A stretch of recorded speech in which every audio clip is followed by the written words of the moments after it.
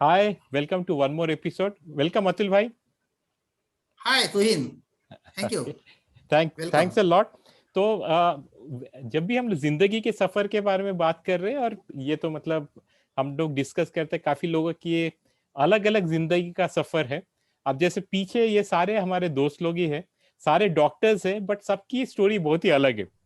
और उनमें से अतुल भाई की स्टोरी बहुत बहुत ही ज्यादा अलग है. और आप सब लोग जब सुनेंगे, आप लोग को बहुत ही आश्चर्य होगी कि मतलब ऐसी भी स्टोरी हो सकती है. डॉक्टर अतुल लाटकर नाम से जो है, और उन्होंने फाइनली जहाँ पे बहुत बहुत ज्यादा सक्सेसफुल हुए, उसके बारे में हम जरा डिटेल में बात करेंगे. बट अतुल भाई, before we go into that interesting part which is there, थोड़ा बहुत बताइए, बिकॉज आप तो बहुत मल्टी टैलेंटेड इंसान हो. तो मतलब ये क्या आप बचपन से ही मतलब बहुत सारे एक्टिविटीज में इन्वॉल्व रहते थे, कैसे, हाउ वाज इट? ठीक है तुहिन, क्या हुआ कि बचपन में हमारी माँ हमारी क्लास टीचर थी. अच्छा. और वो 5th स्टैंडर्ड से लेके 7th स्टैंडर्ड तक वो तीनों साल वो हमारी क्लास टीचर थी. अच्छा. तो क्लास में क्लास टीचर और घर में माँ एक्चुअली. और हम 3 भाई थे, ऐसी बात है. तो उसमें होता क्या था कि घर का काम भी करो और ये करो, ये सब बोल. तो वो माँ भी जो स्कूल में जाती थी सवेरे घर का काम करके जाती थी. तो वो उसको क्या चाहिए अपने को मालूम है, अपने को क्या चाहिए उसको मालूम है. ऐसा जैसा भी वर्क फ्रॉम होम कल्चर में बीवी को शोहर को क्या चाहिए मालूम रहता है. और बराबर वहां पे वो उसको अटका देती है. ऐसे ही लगभग अपना ऐसे ही किस्सा था. तो हमारे माँ को लगता था कि अपने बच्चे सब तरफ कम से कम उसमें पार्टिसिपेट करने को ना. बहुत तो जब ये सोशल गैदरिंग होता था, सोशल गैदरिंग में हम सब तरफ पार्टिसिपेट करते थे. और हमारे पिताजी फ्लूट बजाते थे, हमारी माँ हारमोनियम बजाती थी. और हम लोग स्कूल का जो ये रहता है बैंड पथक बोलते थे हम उसको, उसमें मैं और मेरा भाई हम दोनों थे. अच्छा. और ये तरह से बहुत सी कंपटीशन में फियास्को भी होता था. वहां पे एक समय स्फूर्त भाषण करके रहता था एक. मैं कुछ 5वीं 6वीं में था. चिट्ठियां निकालते थे और चिट्ठियां निकालने के बाद जो चिट्ठी आई वो सब्जेक्ट के ऊपर आप बात करो. जब के टाइम वो तो टैलेंट रहता नहीं था. एक्सटेम्पो बोलते हैं इंग्लिश में. हाँ भी मालूम नहीं, लेकिन हमारी माँ बोलती थी नहीं, हर एक इसमें आपने पार्टिसिपेट करने का. ऐसी बात है. और दूसरा क्या है कि हमारा पूरा विलेज था. और टिपिकल जो अपना विलेज रहता है कि जाके कुएं से पानी भरो, यहाँ से लेके. तो ये जो टिपिकल विलेज का स्ट्रगल था वो तो था ही. या अभी की जो भी टीवी या मोबाइल ये तो कुछ था ही नहीं, तो सभी को मालूम है. और दिन भर बाहर खेलो, ये टिपिकल विलेज वेदर हम लोग थे 10वीं कक्षा तक. जब तक हम शिवाजी साइंस पे आते नहीं तब तक. ऐसी बात है. तो शिवाजी साइंस के बाद तो मतलब आपने क्या वेटनरी में ज्वाइन किया, ये कहाँ पे किया था आपने? वेटनरी सेमिनरी हिल्स में. एक्चुअली क्या था कि हमारा कुछ ज्यादा हमारा तो परिवार समृद्ध ऐसा नहीं था. तो एक ही ये था लक्ष्य कि एक बार एजुकेशन होने के बाद अपने को सर्विस मिलने को ना. तो हमारा बचपन भंडारा डिस्ट्रिक्ट में गया, आड्याल में. तो वहां पे देखते थे कि वेटरनरी डॉक्टर जो है वो काफी बिजी रहता है. तो वो पगार भी कमाता है, ऊपर का पैसा भी कमाता है. तो जब 12th में जब मैं था, 12th पास आउट हो गया. तो यू वोंट बिलीव कि मैंने एमबीबीएस और बी दोनों को अप्लाई नहीं किया था. मैंने डायरेक्ट सिर्फ वेटरनरी को अप्लाई किया था. हालांकि मुझे आराम से बी वगैरह मिल सकता था, नहीं ऐसी बात नहीं. लेकिन सिर्फ ये कि इमीडिएट एजुकेशन होने के बाद अपने को सर्विस मिलेगी और अच्छी खासी सर्विस मिलेगी. तो बस वही एक पर्पस पकड़ के मैंने वेटरनरी ज्वाइन किया, अदरवाइज बाकी कुछ भी नहीं था. तो नॉर्मली फिर आपकी जो डिग्री खत्म हुई उसके बाद कैसी जर्नी रही आपकी, मतलब आप क्या फिर वो जो नौकरी बोल रहे थे वो आपको मिली, या फिर आप खुद का प्रैक्टिस वगैरह अपनी चालू किया? अनफॉर्चुनेटली हम जब 3rd ईयर में था तो श्रीकांत चितकार साहब का वो 0 बजट आया था. तो जब तक के हमने 86 में हम ज्वाइन हो गए. 86 और 87 की जो बैचेस है, ये दोनों बैचेस डायरेक्ट क्लास 2 करके ज्वाइन हो गई. अच्छा, गवर्नमेंट में। और 88 के बाद की जो बैचेस है, गवर्नमेंट की सीट निकली नहीं थी। फिर 2-3 बैचेस पूरी बेकार, बेरोजगार, ऐसी 2-3 बैचेस थी। तो इमीडिएट एक्चुअली सर्विस होने के बाद मैंने मेरी डिस्पेंसरी चालू की थी। इवन मैंने एक छोटा सा गोट फार्म भी चालू किया था। तो आखिर में वो बचपन ही रह गया, क्योंकि हमारी ब्राह्मण फैमिली, भेज फैमिली टोटल, और वो बकरियां वगैरह परचेस करके रख दिए मैंने। और जब क्रॉप लेने का टाइम आया कि वो बकरे बेचने के मार्केट में, तो माँ ने बोला सीधा डायरेक्ट, काटने के लिए मैं बकरे तेरे को बेचने नहीं दूंगी। अरे बोला अभी करेंगे तो क्या करेंगे? बोला अभी जब इनकम कुछ भी नहीं है तो वो धंधा क्या चलाएंगे? बराबर। तो ये हिसाब से संभव कुछ ऐसी बातें हुई कि मैंने वो बंडल आउट किया, और आखिर मैंने पहली सर्विस जो ज्वाइन की वो 1000 रुपए में ज्वाइन की। अपना बाजारा गांव का पोल्ट्री फार्म है, ये नागपुर से 30 किलोमीटर पे। वहाँ पे एक जस्ट पहली सर्विस ज्वाइन की 1000 रुपीज में। अच्छा, बढ़िया हाथ से खाना पकाने का, बाहर नहाने का, ये करने का, वो करने का, ऐसा लाइक वाइज। अच्छा, तो फिर ये फाइनली जो मैं स्टार्टिंग में आपको बोल रहा था कि अभी जो आपको जानते हैं वो एक सक्सेसफुल पोल्ट्री बिजनेस में जानते हैं, तो ये कब आपने किया, कितने सालों के बाद किया, और ये ज्वाइन करने का क्या मकसद था, क्यों लगा कि ये इसमें कुछ हो सकता है? दरअसल 91 से लेके तो 2007 तक, 2008 तक मैं सर्विस ही करता था। इस सर्विस में बहुत से अप्स एंड डाउन सब देखे।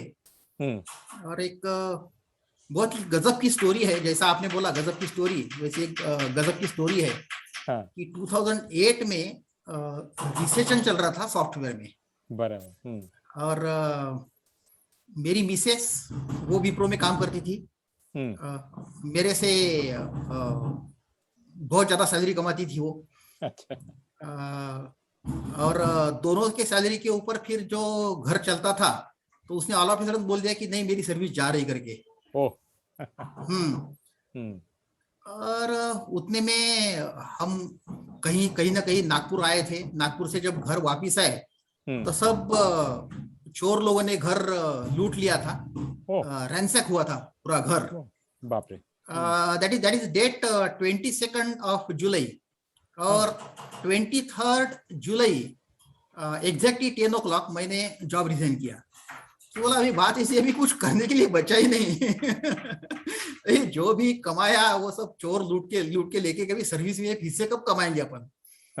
तो जब से बिजनेस चालू किया, एक्चुअली पॉकेट में पैसा कुछ भी नहीं था। जब पॉकेट में पैसा नहीं था तो जब बिजनेस चालू किया, ऐसी बात है।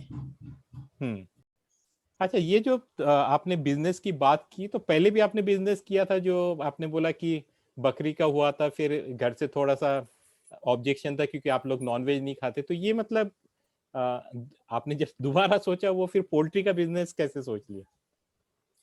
इनफैक्ट जो पोल्ट्री का बेसिक बिजनेस जो लोग बोलते हैं कि चिकन कट करके बेचने का, या ब्रॉयलर का बिजनेस जो बोलते हैं, तो मेरा जो बिजनेस है, बिजनेस प्रोफाइल मेरा थोड़ा अलग है। अच्छा। हम लोगों को जो पुलेट बोलते हैं उसको, अंडे के ऊपर की जो मुर्गी है, जो कुछ 1 महीने के बाद उसका अंडा चालू होगा और 1.5 साल तक अंडा देंगी वो, ऐसी मुर्गी हम तैयार करके देते हैं। ओके। तो इसमें बहुत ज्यादा टेक्निकलिटीज इन्वॉल्व है। इसमें अपन इन डेप्थ जाएंगे तो वो 3 घंटे का लगभग प्रेजेंटेशन हो जाता है। लेकिन इसमें एक छोटी बात ऐसी है कि लेइंग साइकिल जो है, वो लेइंग साइकिल बोलो, अंडे देने वाली मुर्गी 1.5 साल तक अंडा देती है, वेरे उसकी ग्रोइंग साइकिल जो है, ग्रोइंग साइकिल उसकी 4 महीने की है या 5 महीने की है।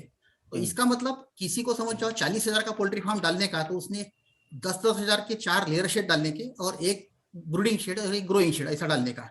अच्छा। तो इसका मतलब उसको 40,000 का फार्म डालेगा तो 40,000 का एक सिंगल शेड नहीं डाल सकता है वो, क्योंकि ये साइकिल है वो, क्योंकि 1.5 साल के बाद वो मुर्गी रिटायर्ड होती है, उसको रिप्लेस करना पड़ता है। अच्छा।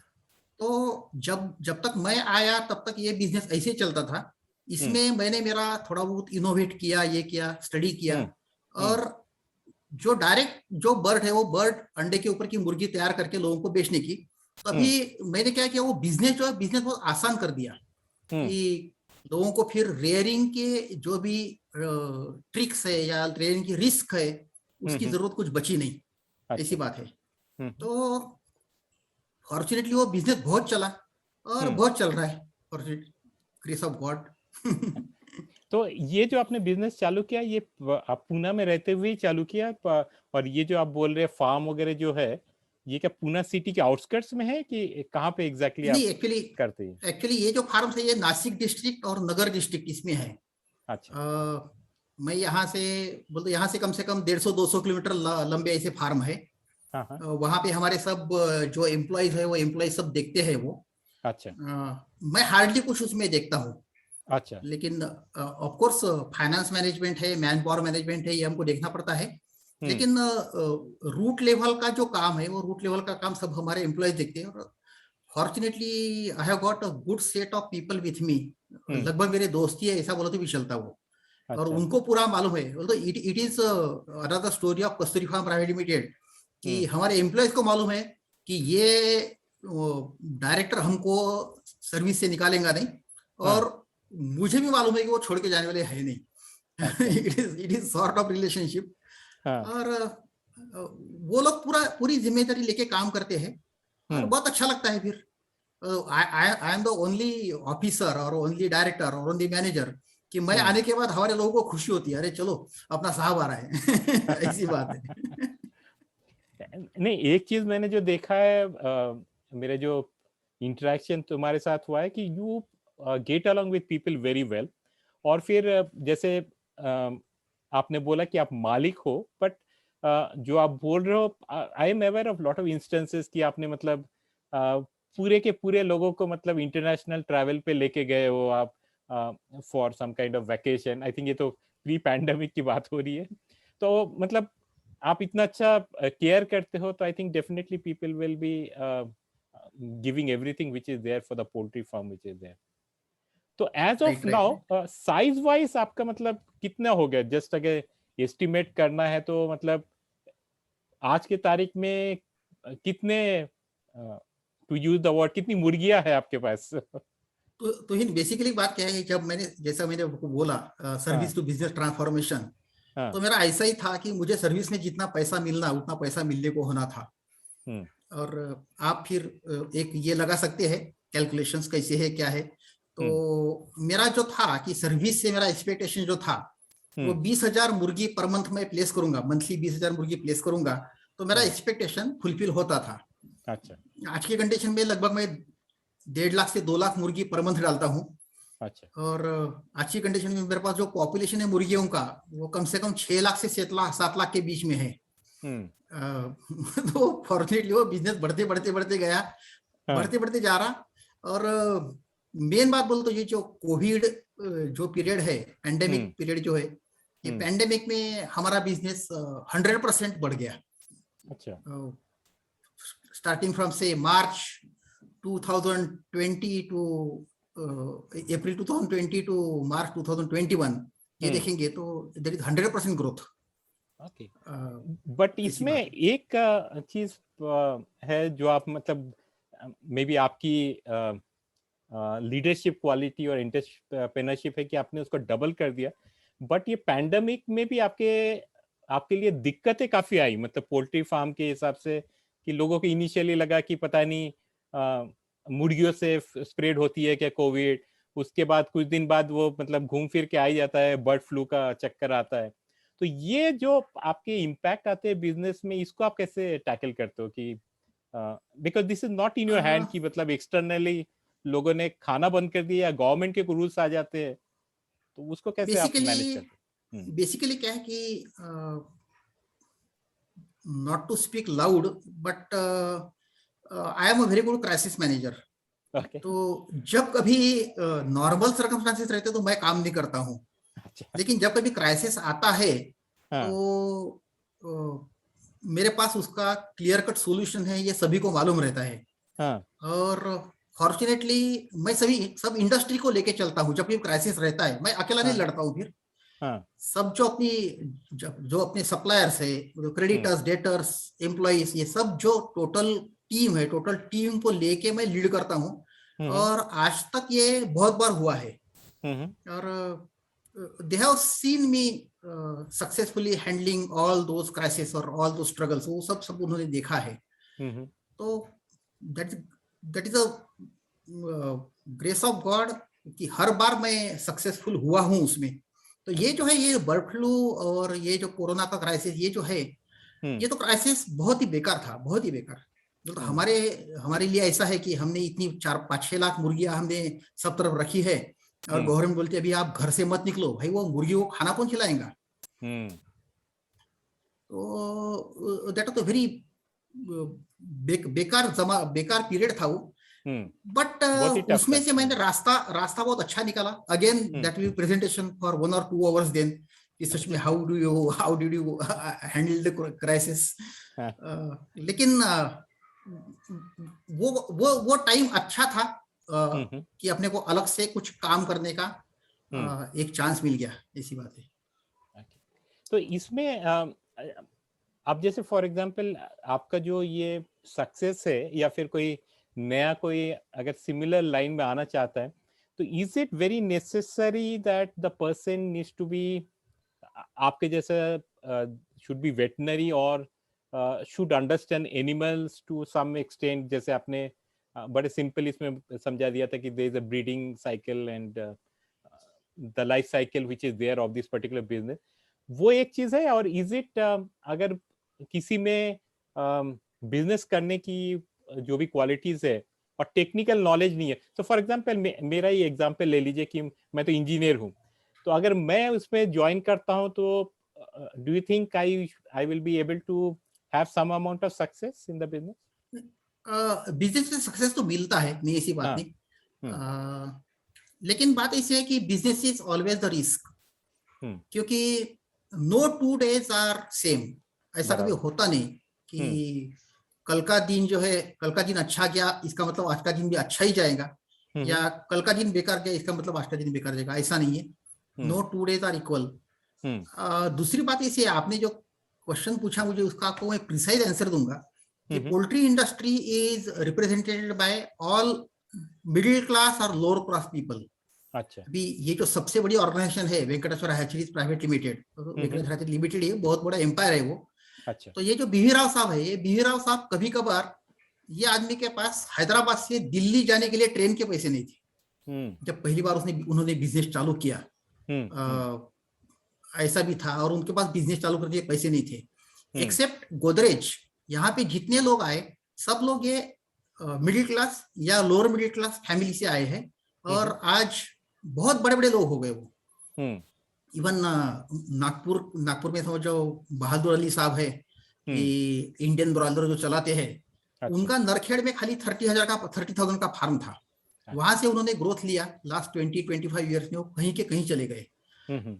तो सभी लोग जो है, सभी लोग बिल्कुल 1 to all, सभी लोग ये नीचे से ऊपर आए। इसका मतलब सभी को चांस है। और दूसरा भी, मेरी बेटी भी अभी थर्ड ईयर वेटरनरी में है, तो उसको मैं वही समझा रहा था 3 दिन पहले कि अंडा और चिकन, ये जो है फूड आइटम, ये जब तक मन काइंड है तब तक ये फूड आइटम चलते रहेंगे।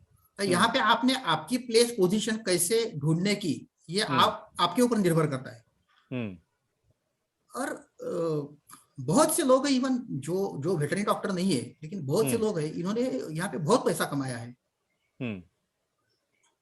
दैट्स वेरी इंटरेस्टिंग कि मतलब आपकी hopefully the next line of succession के लिए आपकी बेटी माइट जॉइन, बिकॉज वो वेटनरी में है, तो she might actually get into this particular business. तो मतलब कस्तूरी फार्म्स का नाम हम लोग मतलब जुगों जुगों तक सुनते रहेंगे कि Kasturi farm is something to be. एक last question before we get into little bit more about आपकी जिंदगी। तो आपकी जो ज्योग्राफी है, इट्स और आपकी बिजनेस की जो बाउंड्री है, is it all over India या फिर कहीं आप बाहर भी एक्सपोर्ट करते हो? अभी right now I am supplying to western part of India, Madhya Pradesh, Gujarat, हाँ, हाँ, महाराष्ट्र, गोवा, ये ओके, 4 स्टेट को मैं सप्लाई करता हूँ। अच्छा, there are chances that I can grow throughout India, hmm, लेकिन सच में वो मेरी पर्सनल अपेक्षा कुछ है नहीं। हम्म, मुझे अच्छा खासा खाने का, अच्छा खासा मेरा एक्सरसाइज करने का, जीने का, बांसुरी बजाने का, ये ये मेरा एक्चुअली गोल है। मुझे ज्यादा बड़ा बनने का नहीं है। लेकिन अल्टीमेटली हुआ ऐसे कि ये जो कोविड क्राइसिस गया, तो मुझे कुछ 2-3 फार्म मुझे नवापुर में लेने पड़े, तो is all the way close to Gujarat. दूसरा मेरा एक जो फार्म है वो मीरठ कोल्हापुर के बीच में है, जयसिंहपुर के नजदीक। तो अभी क्या है कि वो पॉकेट 3 पॉकेट हो गया इसे। एक जो मेरा बेसिक पॉकेट जो है कोपरगांव, सिन्नर, ये पॉकेट एक तैयार हो गया। इधर मीरठ में दूसरा पॉकेट तैयार हो गया और नवापुर में तीसरा पॉकेट तैयार हो गया। इसे 3 पॉकेट ऑलरेडी तैयार हो गए। अभी गॉड नोज आगे चल के वो बिजनेस कैसा शेप अप करता है मुझे भी मालूम नहीं सच में। लेकिन ऐसा नहीं कि मुझे बहुत बढ़ाने का है, ऐसा कुछ भी नहीं है। सॉरी, क्योंकि मैं थोड़ा बिजनेस मैनेजमेंट पढ़ाता हूँ तो मेरे को अभी नए नए क्वेश्चन याद आ रहे। तो आपका जैसे सारा business, you are mostly there on the western side of India. अब अगर आपका ईस्ट से कोई आ रहा है, लेट्स से अपना कैलकाटा साइड से आपको ऑर्डर्स आ रहे हैं, तो वो ट्रांसपोर्टेशन कॉस्ट बहुत ज्यादा हो जाता है। Does it become non profitable for linking with someone like Kasturi farm, अगर मैं ईस्ट में हूँ, और should I be doing business with Kasturi farm, और should I find someone who is let's say in West Bengal as an example? 2 साल पहले हमने हमारा जो सबसे बड़ा एग्जीबिशन होता है हैदराबाद एग्जीबिशन में, हमने हमारा स्टॉल लगाया था। और वहां पे ऑल द वे उत्तर प्रदेश से लेके तो कलकत्ता से लेके आसाम से लेके सब लोग आए थे। और आज भी आसाम और बिहार से मुझे ऑर्डर आती है। लेकिन अल्टीमेटली क्या, it's a live bird, that live bird you have to transport. तो जब आप उसको ट्रांसपोर्ट करते हो तो वो पानी नहीं पी सकता है, फीड नहीं खा सकता है। ओके, फीड नहीं खाएगा कोई बड़ी बात नहीं, लेकिन वो पानी नहीं पीता है। तो by keeping that bird thirsty, आप कहाँ तक उसको ट्रांसपोर्ट कर सकते हैं, वो सबसे बड़ा हर्डल है। तो सबसे अभी तक हमने जो लार्जेस्ट ट्रैवल किया है आज तक बर्ड को, वो एक गुजरात में पाकिस्तान बाउंड्री पे लास्ट विलेज जो है, जहाँ पे हमारा बर्ड पहुंचने के लिए 40 घंटे लगे थे। दूसरा हमने मैसूर भेजा था, और तीसरा हम अनूपपुर भेजते हैं जो मध्य प्रदेश और उत्तर प्रदेश की बाउंड्री है। अच्छा। और फॉर्चुनेटली वो बर्ड को कुछ होता नहीं है। लेकिन होता क्या है कि बर्ड स्ट्रेस में आता है, एंड अल्टीमेटली जैसा आपने बोला कि इट्स अगेन द फ्रेट, जो फ्रेट चार्जेस है वो किसी का प्रॉफिट नहीं है। तो दैट इज अ नेट, क्या बोलते हैं, लॉस बोलते हैं या ओवरहेड बोलो आप, बराबर। And I don't advise the people to go for it. Long distance specifically that's the problem with your life stock की transportation time can actually build up the cost. तो जो आप मेरे ख्याल से एज एन एग्जांपल, अगर पूना में आप 5 रुपए का दे सकते हो और फ्रेट कॉस्ट बढ़ा के वो अगर 7 रुपए हो जाता है in West Bengal, people might not be willing to buy it अगर उनको they have alternative available at let's say 5 rupees or 5.5 rupees, whatever be the case. देखो ना, हमारा जो प्रोडक्शन एरिया है वहां से पुणे की ट्रांसपोर्ट कॉस्ट हमको आती है 4 रुपए। बाद में अहमदाबाद बोलो, अहमदाबाद की कॉस्ट आती है 8 रुपए। वहां से भावनगर जाएंगे तो भावनगर की कॉस्ट आती है 10 रुपए। और वहां से सौराष्ट्र जाएंगे राजकोट के उधर, तो वहां पे कॉस्ट आती है लगभग 12 रुपए। जैसा अनूपपुर वगैरह बोलता हूँ मैं आपको, यहाँ पे कॉस्ट आती है समझो 18 रुपए। अभी इतनी ज्यादा ट्रांसपोर्ट कॉस्ट बोलते, 18 रुपीज आप जब ट्रांसपोर्ट कॉस्ट बोलते हो तो एक गाड़ी के 18 into 5 90,000 रुपीज होते हैं। 90,000 रुपीज आप जस्ट एज ओवरहेड स्पेंड कर रहे हो, तो वो सब इकोनॉमिक्स मैच होने को ना, ऐसी बात। बराबर, correct. Okay, that was very very interesting and thanks a lot Atul भाई कि आप मतलब बहुत सिंपल चीजों से समझा दिया। So someone like me who is the end customer, मैं सिर्फ चिकन खाता हूँ और अंडे खाता हूँ, I got a good idea about how the business works. And जैसे आपने बोला कि maybe we will have to have another episode where I think we can get into the nitty-gritty of things and get into detail so that but thanks a lot for mentioning that. But बातों बातों में जो आपने एक चीज बोल दिया, I think we will get into that कि मतलब आपकी बांसुरी and so many other interest which you have. So will move to the last segment which is there, which is ask me anything, और we call it AMA as a segment. तो अच्छा, वो पहली तो चीज आप तो हाँ. आप कुछ भी पूछेंगे तो I have to be ready for it. Yes, you have to be ready for that, okay. Exactly. जो अभी तक समय आपके समय समय समय स्फूर्त भाषण जो मैंने आपको बोला था, वो कड़ी लगभग. वो चालू हो गई, वो चालू हो गई. ओके तो ओके ओके ओके. क्योंकि आप क्रिकेट के ये हो, तो अभी आपकी फील्ड, आप होम टाउन में नहीं रहेंगे. Maybe you are playing in England, and just जैसे कल ही हम लोग लॉर्ड्स में मैच जीते हैं. सो I think in a similar way आप ये भी जीत जाओगे, because you are such a great player. So my first question is on okay that, कि आप तो मतलब ओके. स्पोर्ट्स इंथुसिस्टिक हो, and it's not only about keeping yourself fit, it's also about playing lot of games. तो थोड़ा बहुत आपके regime के बारे में बताइए कि आप मतलब कितना वक्त बिताते हो ऑन जस्ट फिटनेस, एंड आप इतने बिजी शेड्यूल में टाइम कैसे निकालते हो to maybe play cricket और फुटबॉल और any other games which you like to play. ये तो पहले तुहिन भाई क्या हुआ था पहले कि बचपना तो आपको मैंने बोला कि हम जो खेलते थे वहां पे क्रिकेट खेलते थे, बेयर फुट खेलते थे, कभी जूते पहने नहीं.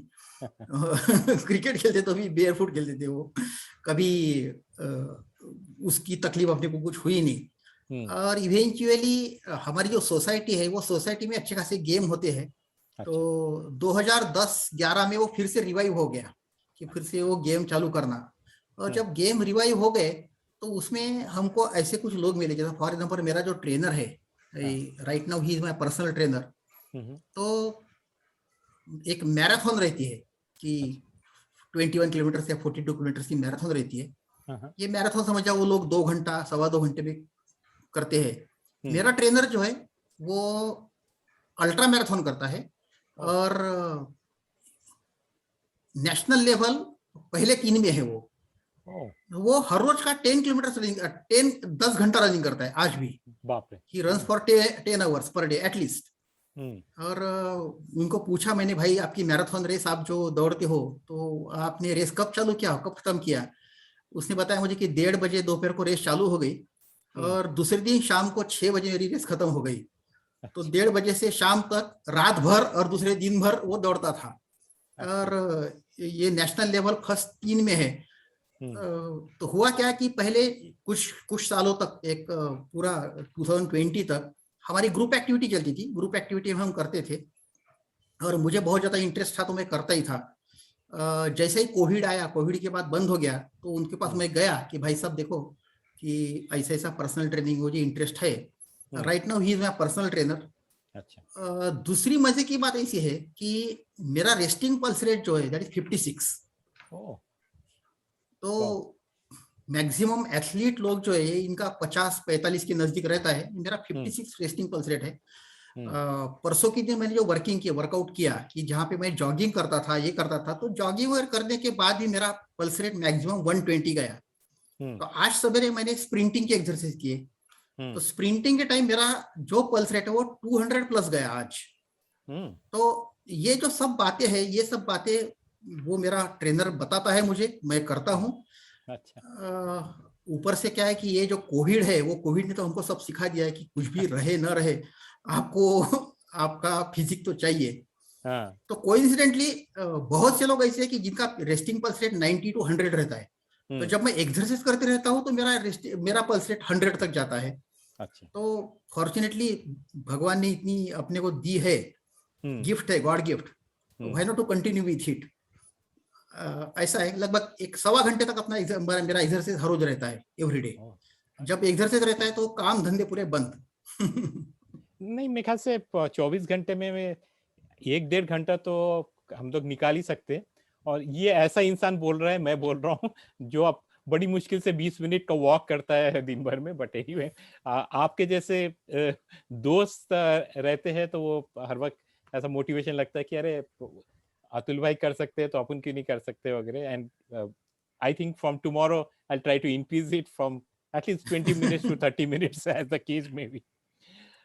नेक्स्ट टैलेंट जो आपके पास है, और वो बहुत I think another very interesting talent and which is needed for surviving is cooking. तो आप ये बताइए कि ये शौक कैसे लगा अबाउट कुकिंग, और आप क्या क्या बना लेते हो, आपकी स्पेशलिटी क्या है कुकिंग में? एक्चुअली मैं स्पेशल डिशेस के पीछे कभी लगता नहीं।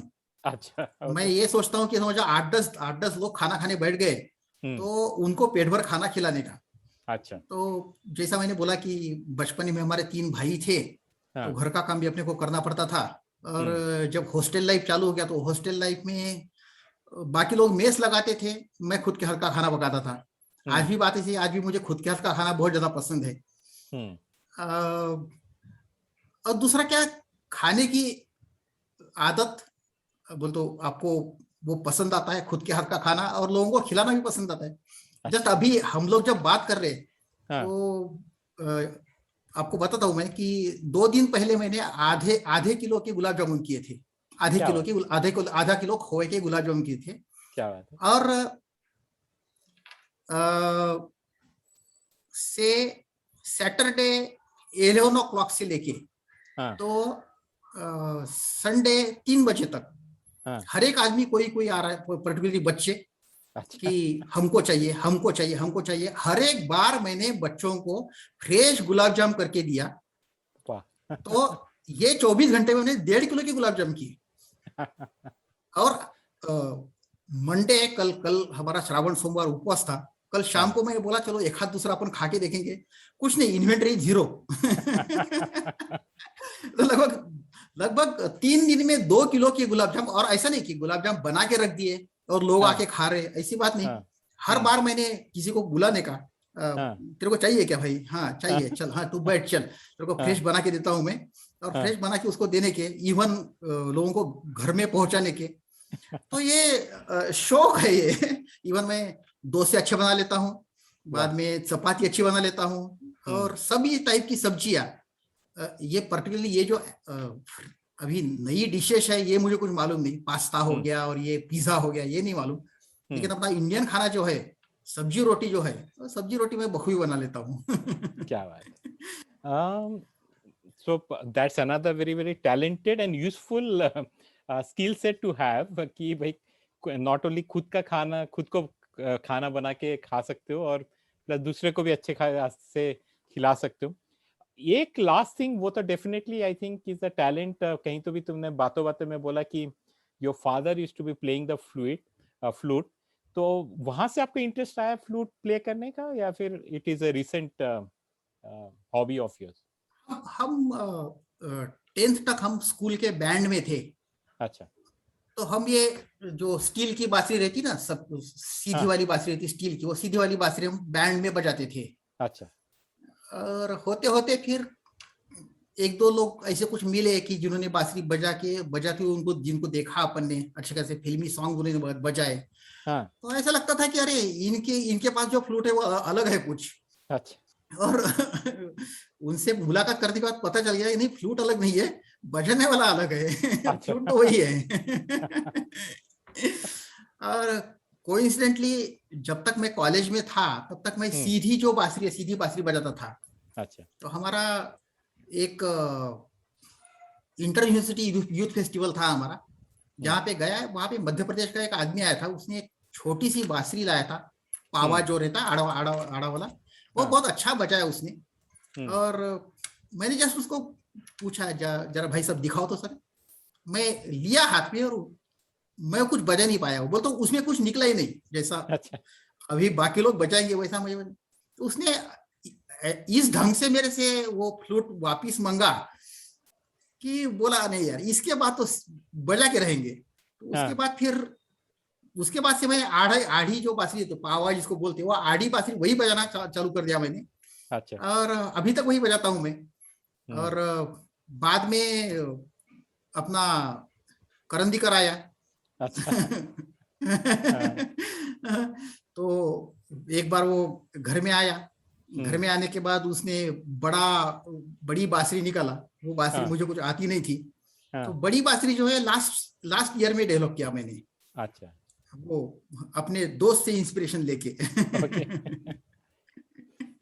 तो थोड़ा बहुत हो जाए अतुल भाई, फॉर द व्यूअर्स कुछ बजा दीजिए आप।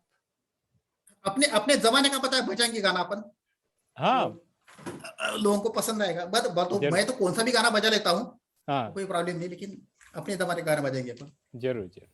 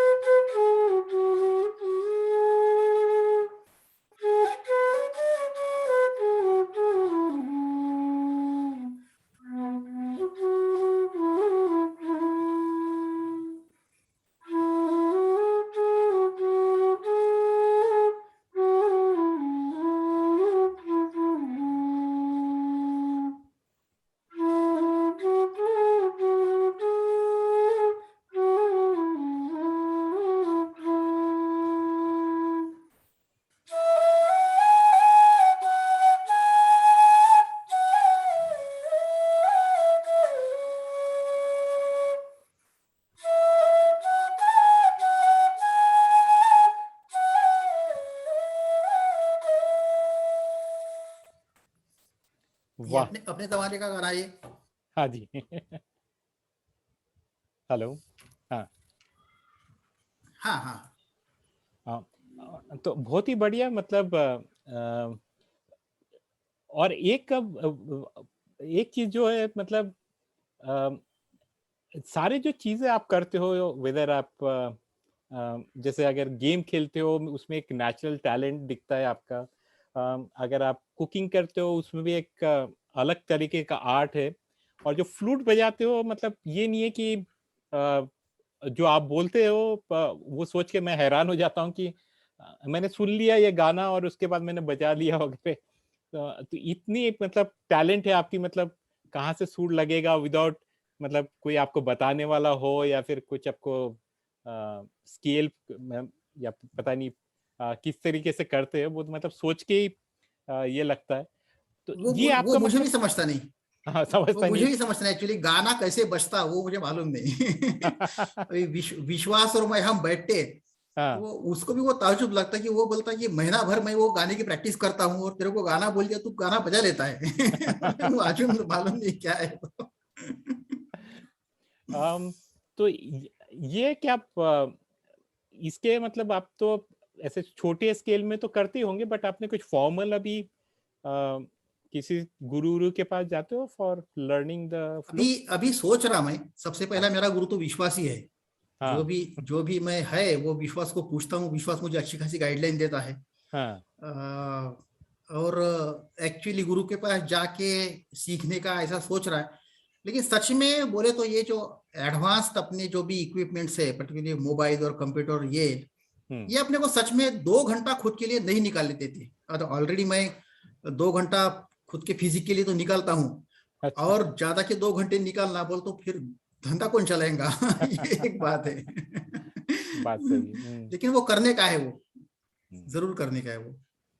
बिकॉज इन्हीं पे अ, जैसे आपने बजाया, और मैंने पहले भी इतने सारे गाने आपके सुने हुए, तो हमको तो सुरीला ही लगता है, मतलब अब इसलिए नहीं कि भाई दोस्त बजा रहा है, कुछ चीजें सुरीली ही होती है, तो हम तो उतना पता नहीं सुर ताल के ऊपर as a non trained person, but सुनने में बहुत ही प्यारा लगता है। तो अब मेरे ख्याल से एज ए हॉबी जो आपको पसंद है आप कर रहे हो, उसमें एक अलग मिठास आती है बजाने का। और कई बार वो एकदम एग्जैक्टली। परफेक्ट प्रोफेशनल सेटअप में और फिर लोग आ जाते हैं ना फिर उसमें, अरे ये सेटिंग सही नहीं है, मेरे पीछे ग्रीनरी होनी चाहिए, या फिर ये मेरा ये बैठने का जगह ठीक नहीं है इसलिए मैं बजा नहीं पाऊंगा, या फिर आज तो मैंने बड़ी वाली फ्लूट नहीं लाया, छोटी वाली लाया, इसको मैं बजा नहीं पाऊंगा। तो आपने वो सब वो सारी चीजें नहीं है, और नहीं हुआ तो वही मेरे ख्याल से आप भी एंजॉय करते हो और जो सुनने वाला है वो भी बहुत ही बढ़िया एंजॉय करते हैं।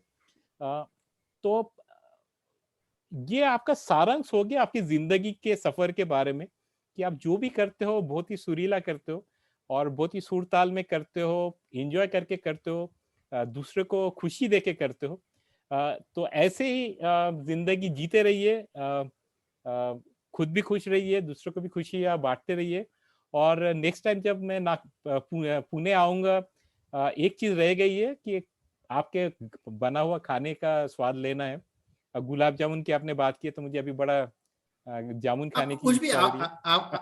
आपको जो भी पसंद है, जो हाँ। वेज डिशेस आपको जो भी पसंद है, आपने बोलने का, हम करके आपको खिलाएंगे, कोई प्रॉब्लम नहीं। बोलते इवन मैं बेसन बनाता हूँ हाँ। तो मैं आगे अगले वाले को पूछ के बनाता हूँ कि भाई तेरे को अच्छा। कैसा पसंद है, प्याज डाल के चाहिए या टमाटर डाल के चाहिए या मिर्ची डाल के चाहिए या दही डाल के चाहिए, पतला चाहिए या गाढ़ा चाहिए, कैसा चाहिए, वो सब बना के उसको क्या है पसंद, बिल्कुल वही हिसाब से उसको बना के गरम गरम रोटियां उसको खिलाने की। तो ये उसे उसे मजा कुछ अलग रहती है जब उसमें हम मजा खुद का होता है। हाथ के खाना किसी को बुला देते हैं। और क्या है कि वो बनाने वाले की जो भावना है वो भी वो खाने में उतरती है, फिर ऐसी बात है नहीं क्या? बराबर। उसे मजा अलग रहती है। उससे बढ़िया कस्टमर सेटिस्फेक्शन हो ही नहीं सकती। कस्टमर की नीड पूछ लिया और एग्जैक्टली वही बस बनाने की कोशिश करके वही परोसने का, तो आई थिंक कोई भी खुश हो जाएगा। मेरे जैसे इंसान तो मतलब घर का खाने से ही खुश हो जाता है। तो और फिर दोस्तों ने बनाया तो सुभान अल्लाह वाली बात है। So thanks a lot Atul भाई फॉर टेकिंग टाइम आउट, मतलब आपके बिजी शेड्यूल में से आपने टाइम निकाला और इतनी सारी बातें की, बहुत सारी प्यारी प्यारी बातें की। So wish you all the best for all your future ventures. वाह, थैंक यू तुहिन भाई। एक्चुअली बिजी शेड्यूल आपने बोला, लेकिन दरअसल बात ऐसी कि मेरे पास दिन भर टाइम ही टाइम रहता है, मैं कभी बिजी रहता नहीं।